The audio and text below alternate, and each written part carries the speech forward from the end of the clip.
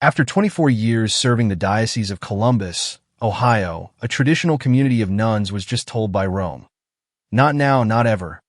That's the Children of Mary, a community devoted to the Blessed Sacrament and the Blessed Virgin. Their own bishop actually supports the Latin Mass, which makes this suppression even harder to untangle. Here's exactly what happened.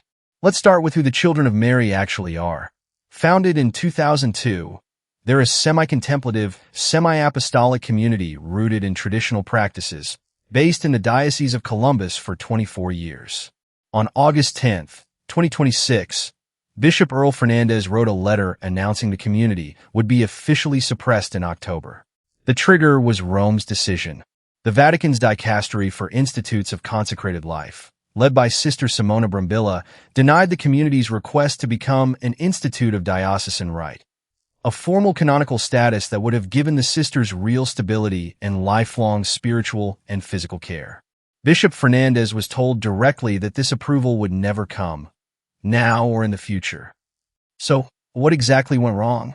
Bishop Fernandes said the sisters had genuinely tried to reform their constitutions, clarify their charism, and sort out ownership of their assets.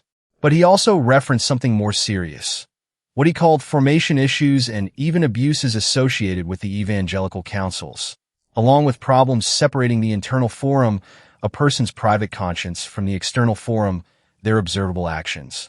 He said he'd tried working with Rome to fix these issues over several years. But then something didn't change. The Dicastery told him that even with attempted reforms, the underlying formational issues, present since the community's founding, meant approval simply wasn't coming. So why suppress the whole community instead of just continuing as before? Because Fernandes said that without a path to formal recognition, the most responsible option was to let the sisters discern their vocations elsewhere, in an already approved institute, rather than remain in an association with no long-term future. The sisters themselves responded the same day, writing that they accept this in a spirit of faith, humility, and filial obedience, while expressing real sadness that their community ends this October. Here's what makes this story worth sitting with. Bishop Fernandes isn't hostile to tradition.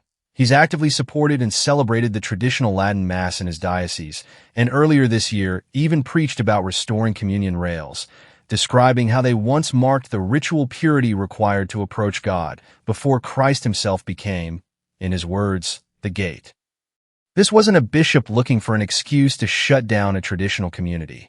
It was, by his own account, a last resort after years of failed attempts to fix real internal problems. Even a traditional-minded bishop can't save a community that Rome has permanently closed the door on, and that's a sobering reality for anyone hoping tradition alone guarantees stability. What do you think this case says about how new traditional communities get formed and supported going forward? Let me know in the comments, and subscribe for more coverage on stories like this one.